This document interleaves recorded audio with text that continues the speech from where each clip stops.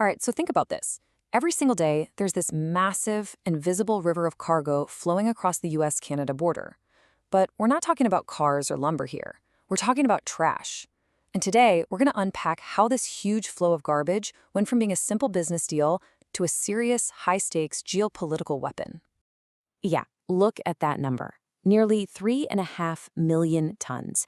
That's how much Canadian trash, mostly from Ontario, gets trucked into Michigan landfills every single year.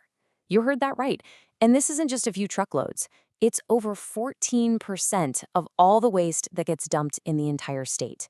We're talking about a massive, systemic dependency. So the obvious question is why, right?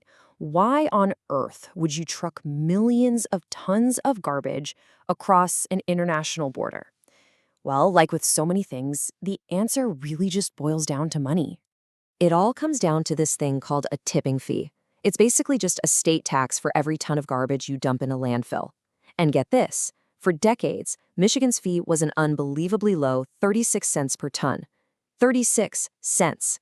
At the same time, the regional average was floating around $5. So I mean, it was a no-brainer. This huge price difference turned Michigan into a giant economic magnet for any Canadian company looking to save a buck on disposal. And this isn't some new thing that just started happening. Nope. For over 20 years, Ontario has been relying on the U.S. to take about a third of all its waste. That's over 40 million tons shipped to Michigan just since 2006.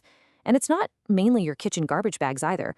We're talking about industrial, commercial, and institutional waste, the heavy-duty stuff from businesses that just don't have many good reasons to recycle.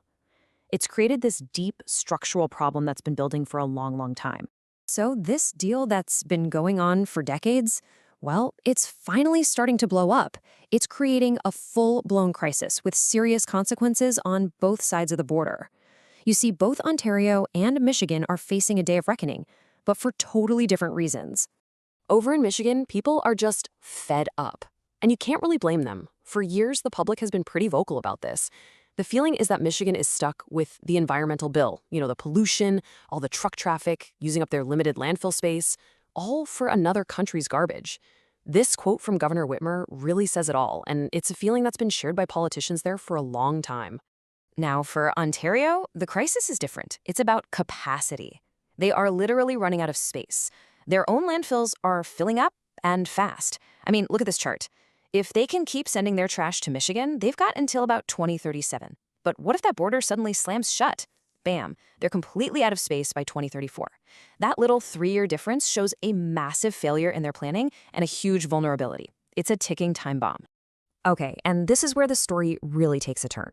Because Ontario's desperate need for Michigan's landfills, well, it hasn't gone unnoticed. In this new era of really intense trade negotiations and protectionism, this quiet little garbage route has been dragged onto the world stage and turned into a political weapon.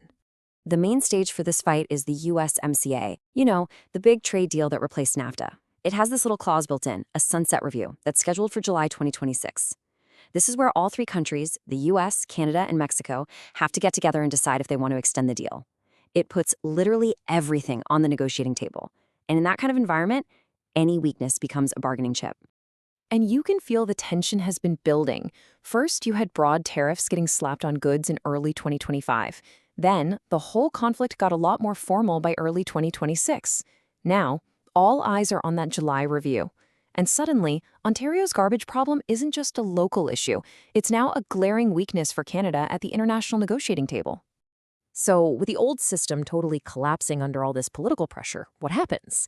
Well, everyone starts scrambling. And I mean everyone. The politicians in Michigan, the officials in Ontario, and of course the giant corporations that actually handle all this waste. They're all racing to come up with new strategies to deal with this incredibly volatile new reality. And right now, we're seeing 3 totally different game plans emerge. First, you've got Michigan trying to build what's basically a legislative wall. They want to jack up that tipping fee by more than 1,300% to make it too expensive. Then you have Ontario, which is pushing for waste sovereignty. They're trying to fast-track new, pretty controversial landfills so they don't have to rely on the U.S. anymore. And the corporations? They're making a big pivot to technology, pouring money into things like AI sorting, automation, and turning landfill gas into clean fuel. And this isn't just talk. Here's a perfect example of that tech pivot. GFL, one of the biggest players in this whole trash trade, is investing heavily in turning landfill methane into something called renewable natural gas. They're set to produce 14.5 million MMBTU of this stuff. That's a unit of energy every year. Just think about that. They're taking what used to be a smelly, polluting liability and turning it into a high-value product. That's a total game changer for their business model. So, what does this all add up to? Well, it's the end of an era. It's that simple.